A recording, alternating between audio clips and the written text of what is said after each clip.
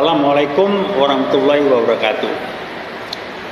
Kita bicara lagi mengenai G30S Jilid 2. Test case-nya, test the water-nya apa? Perlakuan tidak adil terhadap umat Islam, dengan makin lama contohnya makin jelas. Kasus apa yang kita angkat? Kasus Gus Nur. Urusan apa? Gus Nur dituntut, divonis apa? Tuntut nggak tahu lah gua 6 tahun. Lah dia nggak palsu, nggak ini, cuman ngomong solusinya. Barane Gus, saya nggak ahli agama lah, tapi solusinya dengan mubalah itu ya berjanji depan publik. Siapa yang bohong? Gus Nur tidak menuntut, tidak menyalahkan si A, si B. Pokoknya dia bilang, lah kok Gus Nur yang sampai 6 tahun sakit jiwa nggak itu? Terus saya nggak ahli hukum. Sehingga pertanyaannya adalah memindahkan pengadilan dari Jakarta ke Solo ada apa ya? Saya nggak tahu, Mas, ada aspek hukumnya. Sehingga guyonannya persepsi yang bisa berkembang, mudah-mudahan keliru. Oh, dipilih kali pengadilan-pengadilan yang bla bla bla, yang begini segala macam. Hakim dalam situasi susah, kalau nggak nurut mungkin bisa diapa-apain dan segala macam, dan bisa aja hakim udah gue vonis saya, nanti kan dia banding, yang penting gue nggak jadi korban juga. Ini yang kejadian. Jadi jangan bilang menurut hati nurani, udahlah pasal-pasal apa gue nggak ngerti. Pakai logika akal sehat, saya pakai istilahnya Bung Rocky Gerung. Pakai logika akal sehatnya dipakai enggak? Lah bisa divonis soal ijazah palsu ke orang, bukan orang yang belum menunjukkan ijazahnya asli enggak asli, itu yang enggak disinggung. Saya bilang ijazahnya palsu, dari mana? Fotonya udah beda, hidungnya beda, hidung mendulu juga nggak pernah berkumis, kupingnya beda, diklaim. Jadi gimana? Kayak Gus Nur yang disalahin. Ini bagaimana sih? Nah itu test water. Kalau enggak, PKI gaya baru yang mengendalikan, yang bermain tidak akan mungkin. Saya ngalamin 65 itu apapun diputar balikan, ciri-cirinya fitnah, berbohong. Kalau berbohong kita udah paham lah ya. Mau ngomong post-truth segala macam, nggak ada urusan. Orang bohong seumur hidup bohong. Bukan kalau Anda biasa bohong, lama-lama orang menerima kebohongan Anda, enggak. Bohongnya bohong, nggak bisa diterima. Kalau dianggap biasa ya, yang menganggap biasa aja lah. Kalau mestinya orang bohong itu nggak bisa didengerin lagi. Nah ciri-ciri PKI komunis salah satunya berbohong, 2 fitnah, putar balik, ini yang kejadian. Nah kemudian apa lagi? Berbohong. Kilometer 50 itu jelas berbohong. Kapoldanya berbohong. Dengan bawa bukti pakai sarung tangan putih, megang, ternyata keliru dikoreksi, ternyata berbohong.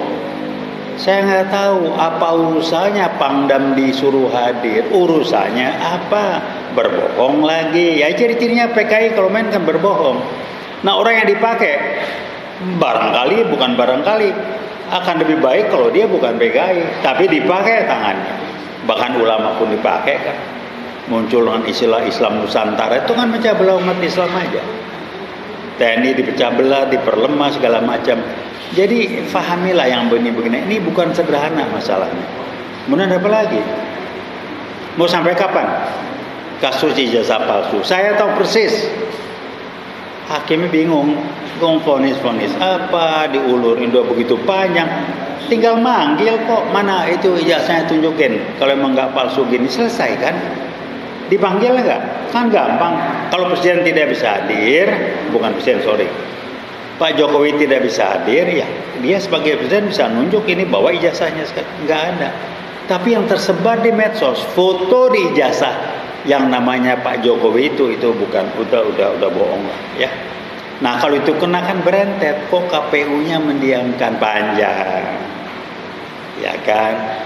Jadi kalau udah jasa palsu, nggak heran muncul kilometer 50, berbohong juga, fitnah juga, putar balik omongan juga. Orang yang jadi korban difitnah, kan sama ciri-cirinya. Sambo begitu, korban difitnah, jadi yang salah. Kilometer 50 difitnah, pakai senjata, tembak menembak. Jadi udah bullshit semua lah. Itu ciri-ciri PKI gaya baru. Dan makin lama keberanian untuk memutarbalikkan, berbohong itu makin lama makin jelas. Kenapa? Menggambarkan mereka sudah merasa lebih kuat dan untuk menampilkan G30S jilid 2 PKI sudah makin dekat. Apa yang terjadi kira-kira? Oh, itu TKI Cina kalau menjadi ribut nih. TNI diperlemah, Islam dipecah belah. Jadi yang ngacau, yang rusak kita nih dari dalam kita. Dui keluarga negaraan, tolonglah ribut, jangan didiemin. Kok diem aja? Kan lempar isu dulu di medsos. Ribut nggak? Kalau nggak ribut diproses. Kalau ribut berhenti. Terus mau sampai kapan kita begini terus? Ya nunggu aja G30S jilid 2 meledak baru kita muncul. Itu yang saya ingatkan pada teman-teman. Ada catatan lagi yang lain. Apa test case? Tadi kan saya mengatakan nembakin MUI, test case. Supaya nggak bisa diusut, pelakunya nggak hujan nggak angin, katanya meninggal. Diapain? Ya, tak jelas lah kalau orang Medan bilang. Kemudian apa lagi? Kemkes, wah hebat ini Kemkes nih. Mengeluarkan izin asing boleh, judulnya asing boleh buka rumah sakit dan dokter asing boleh praktek walaupun nggak bisa bahasa Indonesia misalkan. Ya asing itu namanya, isinya dari RRC sana. Apa bukan arahnya mulai invasi? Nah, sekarang saya baca di medsos tenaga kesehatan, dokter mulai demo-demo segala macam, nggak akan digubris. Jadi arahnya kira-kira menuju ke arah ke sana dengan cara yaitu membuka pintu untuk invasi dengan menggunakan strategi kudeta konstitusional. Undang-undang kesehatan mengizinkan secara konstitusi dikudeta. Cina REC boleh masuk di sini. Dokter-dokter REC boleh praktek di sini. Kudeta, kenapa? Undang-undang melindungi. Apalagi nanti banyak lagi. Nah, puncaknya sama dengan atau setara dengan Kepres 17 tahun 2022 adalah dui kewarganegaraan. Enggak akan, kalau ada juga bisa hitung pakai jari lah. Dui warga negara Indonesia sama Belanda, itu sama Jerman. Yang paling banyak nanti lihat Indonesia sama RRC. Emang itu arahnya ke sana. Jadi republik ini bakal dikerjain dan kita diam aja. Kenapa? Ya, ijazah palsu aja nggak kelar-kelar bagaimana? Kembali kami katakan UI World bersyukur kami tidak terlalu goblok dan kami tidak mudah dikadal-kadalin untuk tidak memahami ini. Kami mengingatkan Anda yang kebetulan atau nanti melihat rekaman ini, tolong beritahukan teman-teman yang lain, jangan mendiamkan dan biasakan kenapa ini gini, kenapa ini begini. Semuanya test the water, tes dulu, percobaan. Ribut nggak? Kalau nggak ribut jalan terus. Alihkan ke yang lebih strategis. Kepres 17 tahun 2022 enggak seribut ngomong, waduh, oligarki, pri non pri, terus korupsi, tidak demokrasi, kok itu yang diributin? Itu cuma akibat. Kenapa? Coba bandingin. Kenapa rejim sekarang ini begitu rame, ribut, pecah belah, rame, bangsa diadu domba, tidak pernah terjadi di pemerintahan sebelumnya. Kenapa? Ya PKI gaya baru bermain. Kan simple. Jadi kenapa sekarang begini, kok kemarin enggak? Terakhir saya bilang, kode apa-apa yang dijahit apa? Orde baru. Kenapa orde baru? Karena Pak Harto lah yang menumpas PKI.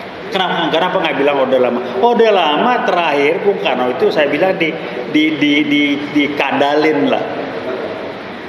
Dengan membentuk Nasakom, membuat komunis bisa tampil bla bla bla segala macam dan linknya ke Cina. Bedanya, Bung Karno nggak bisa dikendalin sama Cina. Yang sekarang diatur habis. Ada yang ribut nggak? Ada instansi ngirim berapa banyak orang studi banding belajar ke Cina. Diam-diam. Ada salah satu partai ngirim orangnya banyak ke sana, diam-diam.